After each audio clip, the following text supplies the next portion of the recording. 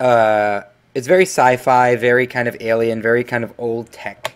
And so one of the initial concepts we started off with that Jill had done was this, that I loved, that it was alone in the dark and this flashlight, but and this pulsing. But the problem was is that everything was a little bit too on the nose for me. I felt like I had seen this game, and I felt like it didn't feel gritty. It felt very much like I was in a game, a video game, which is fine. There's nothing wrong with that. Actually, hold on, let me pause this because it's distracting me. There's nothing wrong with that. Um, Not that there's anything wrong with that. Um, so, but I wanted to push it further, and I wanted it to be more abstracted. And that's when we came up with this. And by we, I mean mostly Jill and me standing over her shoulder being like, do the stuff.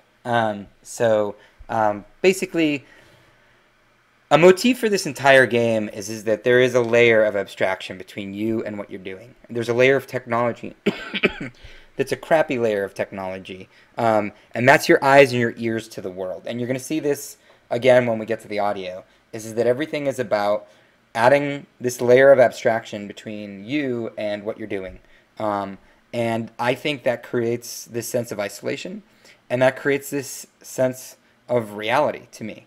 Because when you're playing this game, you're playing a game, and I'm not going to try to say that the game is going to be so immersive that you're going to have no idea. I mean, you know, you hit escape, pause menu is going to come up, stuff like that. But my goal is that while you're sitting here typing behind the keyboard, because there is a command line interface,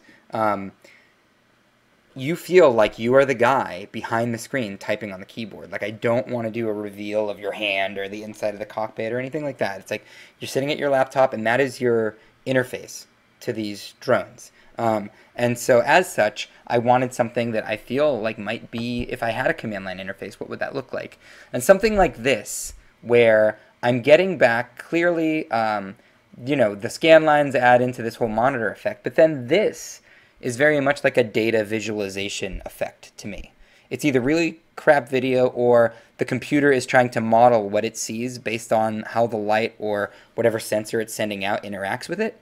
And then we shade that based on that. And that's why I love this. And the problem with this, of course, well, not of course, maybe not, but one of the problems with this is that it makes for a very pretty screenshot, in my opinion.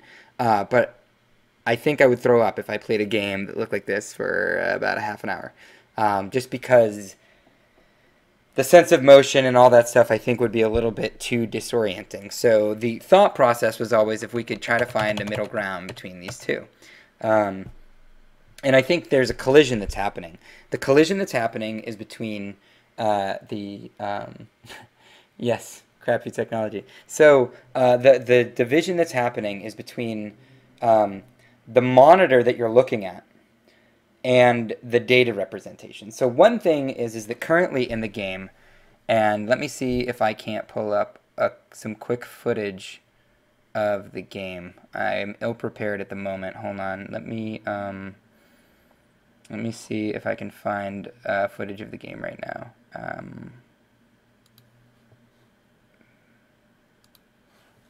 So I gave them some gameplay footage. That would be real quick. Yeah, let's do this. All right. So can you guys see that? All right. So this is what the game looks like currently. This is what we did for GDC last year. And we haven't really touched the drone view too much since then. And you can see that what we're doing here is we're trying to make these layers. There's one layer that is the light is seeing stuff, and that's the video feed that we're looking at. And the other layer is these overlays that are going on top of everything. So the idea is, if you're kind of a computer vision nerd, is that like there is something underneath this icon, and that is the real thing that the drone is seeing.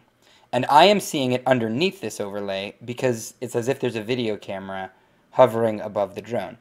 And then the computer is saying, I know what that is. That's a ration. And so it's putting an icon over that for the operator.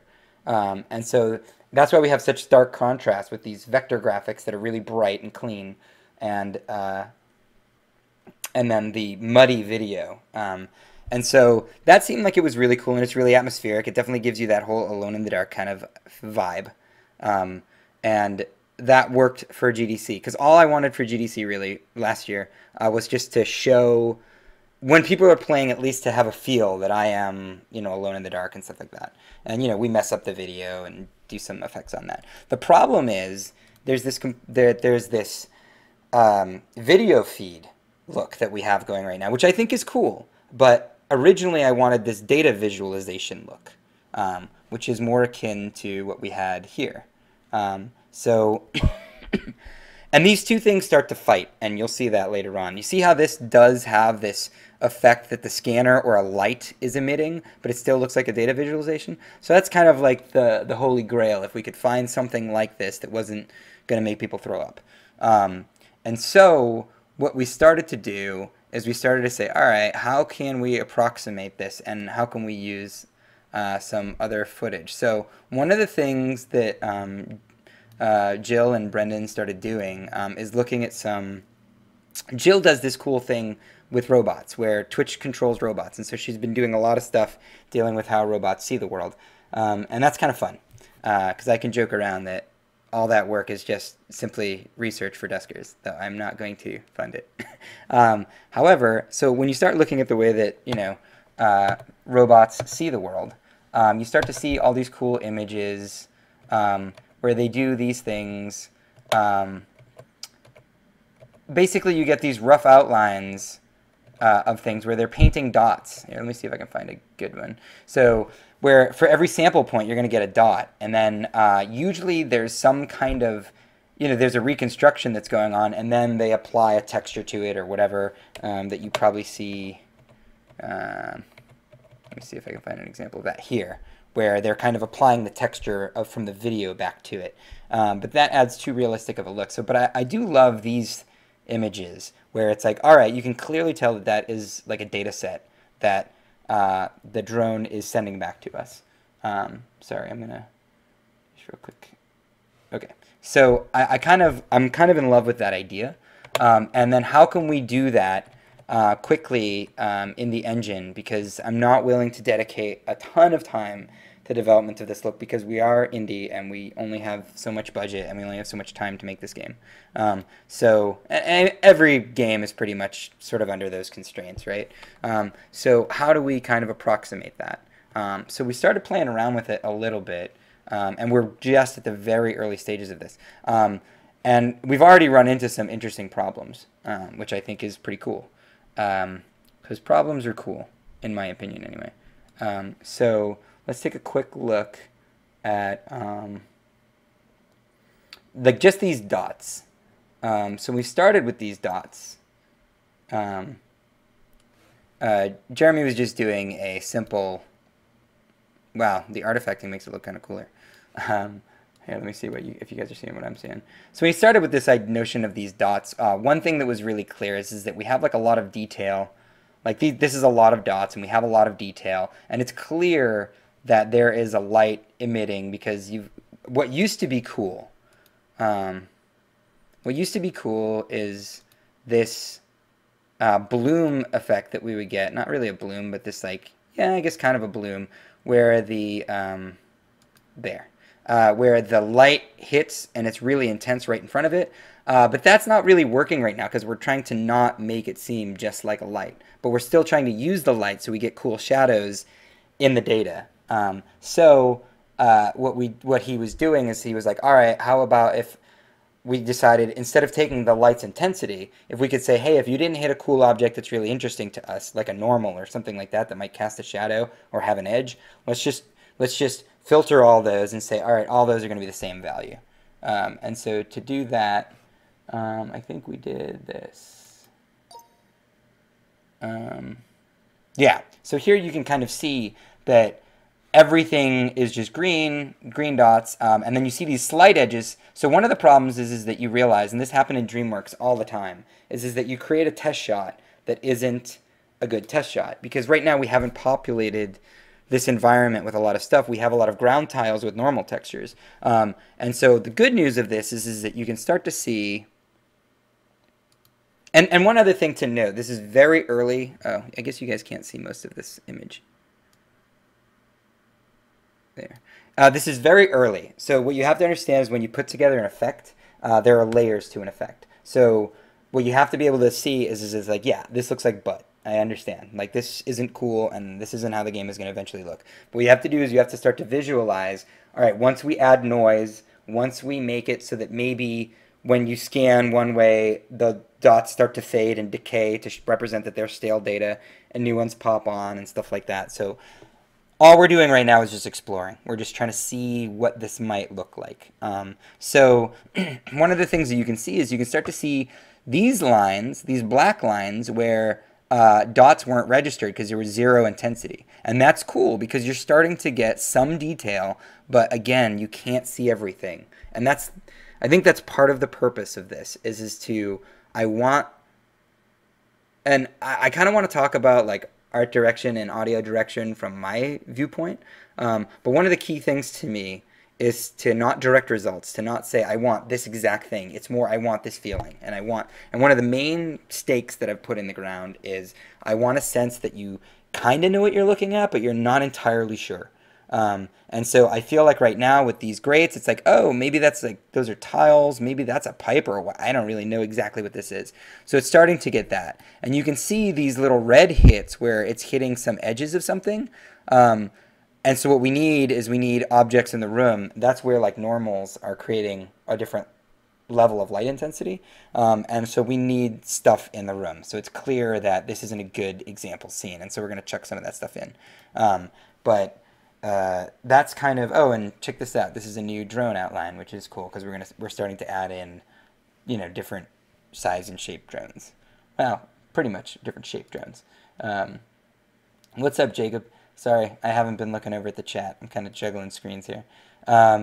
So that's kind of that. Hold on, let me see if I had anything else. I guess for yucks and giggles, he just sent this over. This is obviously a test gone wrong. This is Jeremy off in Disco Land having fun. I joked that it reminded me of it reminded me of that Mario Kart level that was all disco. And just to show you guys, when we did a quick test on like pixelation and some pixelation stuff, look at this walleye kind of view, this like fisheye lens. It's kind of trippy, making it look like we're going around a world. And then I think we did a oh, this one I kind of like as well. This is kind of the noise look that I'm sort of looking for. Again, where like you're seeing, it feels like scratchy and it feels like I'm seeing parts of this world and I don't know exactly what it is, but I get what the data is telling me back.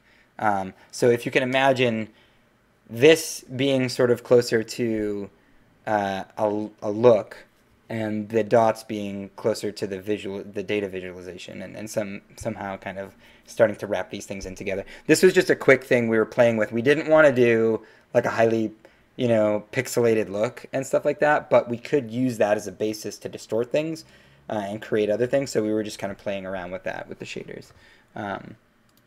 But yeah.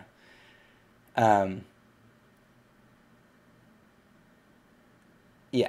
So, yeah, Matt just made a quick comment about art direction, which I firmly believe in, and that I have contractors, and the reason I hired those contractors is because they're way better at me.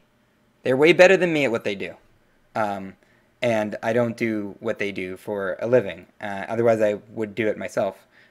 So I trust them to get the results that I want to get, and my job to them is letting them know generally, on a very high level, what I'm trying to get at. Am I trying to get at, is this a super survival horror game? And the key is that you don't see things until the last second. Is it more important that it feel like old tech and that I feel like I'm struggling through something? Is it more important that I don't quite know what I'm looking at? That kind of stuff. Not, going down to, the actual implementation with the engineers of the shader, or going into the actual pixel values with the artist and being like, this is exactly how it needs to be. Because the other thing is that a lot of times you end up at a result that wasn't where you visualized you would go, and so you just adapt along the way because you're working with talented people, hopefully.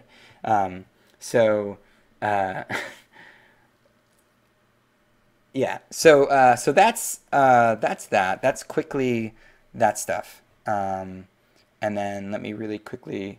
So just to summarize. This is kind of a cool, this is all just the beginning, but this is kind of a fun uh, idea of what it might be to not quite be able to see everything quite right. And it's all static and stuff like that. And then this might be a closer look at, underneath, trying to get at that. This is a computer visualization of things. And you can't see anything yet because we don't have anything in the environment. So the little red hits. But you can start to see gaps in the green dots and stuff like that. So this is currently, some of the things we're playing around with. So that's that.